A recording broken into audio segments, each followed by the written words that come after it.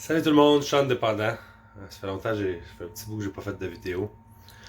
Aujourd'hui, dans cette petite vidéo-là, je vais être tranchant. Je vais être tranchant, mais je pense que c'est nécessaire que ça soit dit. Euh, la dépendance, les problèmes de dépendance, c'est une maladie. Au même titre que la dépression est une maladie. Euh, Ça te donne pas le droit, parce que tu as une maladie, de t'asseoir sur tes lauriers et de dire je suis malade, c'est pas de ma faute, je me pogne le cul puis je reste de même, il a rien que je peux y faire. Autant pour la dépression, tu sais. La dépression, tu peux t'en sortir avec des antidépresseurs. Si tu fais juste t'asseoir sur ton cul puis faire prendre des antidépresseurs, il y a des bonnes chances qu'après quelques mois, voire peut-être même une année, si tu fais rien d'autre que prendre des antidépresseurs, tu vas reprendre le dessus. Au même titre que la dépendance, si tu fais juste aller en thérapie, il y a des chances que tu sortes de thérapie puis que pendant un bout, tu ne consommes pas. Si tu fais juste aller à des meetings de AA ou de NA, il y a des bonnes chances que pendant un bout, tu ne consommes pas. Mais ça va, mais tu vas rester dépendant. Tu vas rester dépendant longtemps. Si tu veux, tu as le droit de te pogner le cul de même. Tes chances de réussite sont beaucoup plus basses. Si tu fais juste t'asseoir le cul dans un meeting, une fois par semaine, une fois par 2 semaines, une fois par 3 semaines, il y a des astis de bonne chance qu'un jour, il va t'arriver quelque chose, une épreuve dans ta vie, de la mortalité, une perte d'emploi, une rupture amoureuse, quelque chose de même. Puis vu que tu ne te seras pas occupé de toi, tu vas juste avoir fait des meetings, du meeting de chaise, tu vas t'être assis, tu vas écouter, tu vas parler un peu. Vu que tu vas rien que fait ça, il y a des astifies de bonne chance que cette journée-là, tu vas te repéter à la gueule. Puis c'est correct de se repéter à la gueule, mais t'as le droit de pas te repéter à la gueule aussi. Puis si tu veux pas te repéter à la gueule, comme si tu veux te sortir de la dépression comme un chef, tu peux mettre tous les outils de ton côté. Parce que c'est ça le truc, autant dans la dépression que dans la dépendance. Puis là, je peux parler parce que j'ai fait les deux. J'ai été en dépression, j'ai été en arrêt de travail pour une dépression. Et j'ai aussi été gravement dépendant. Je me suis sorti des deux. La dépression, si tu prends rien que des antidépresseurs, tu vas avoir les résultats moyens. Si tu prends des antidépresseurs, tu fais de l'exercice, tu vas voir des amis, tu fais des activités, du bricolage, tu t'inscris à des cours de danse, tu t'arranges pour occuper ton temps puis à faire des choses qui vont te rendre fier, que ce soit n'importe quoi. Si t'es un homme, bâtis quelque chose. N'importe quoi, on s'en crisse, une cabane à oiseaux, ça n'a pas d'importance. Faites quoi? En plus, je sais que ça te tente pas.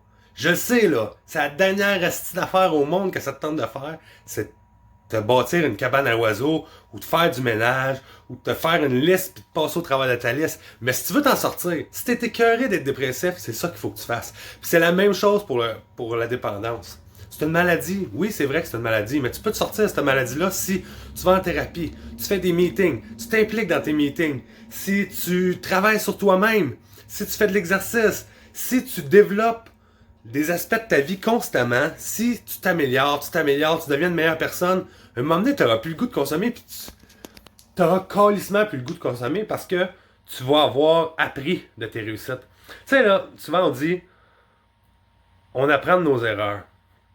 Moi, je pense que ça, c'est de la grosse crise de bullshit.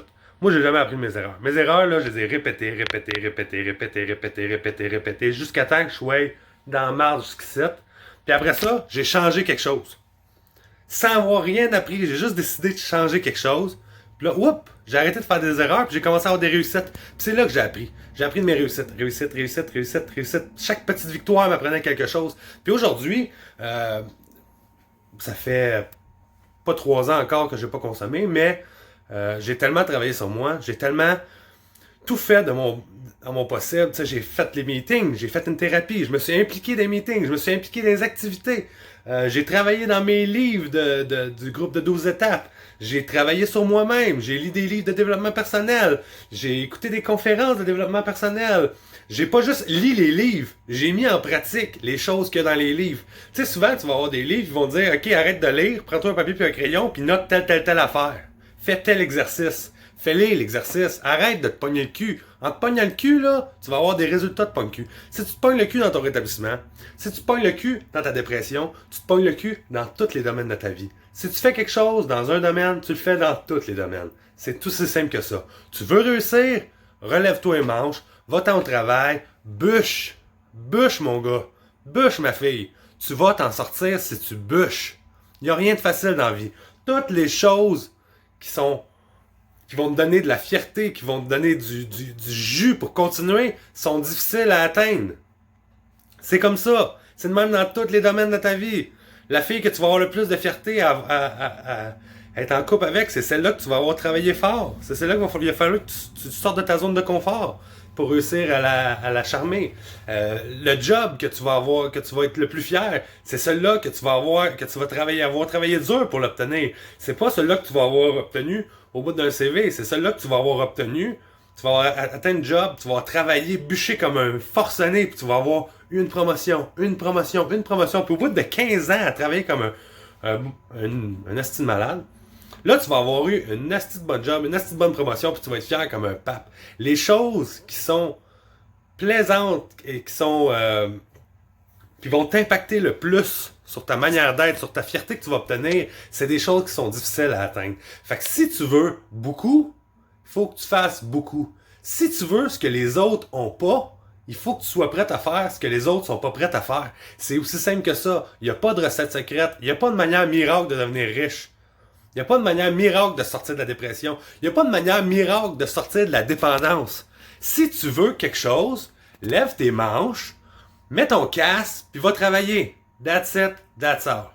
Merci gang. Sean Beauvais, partagez mes vidéos, je vous aime.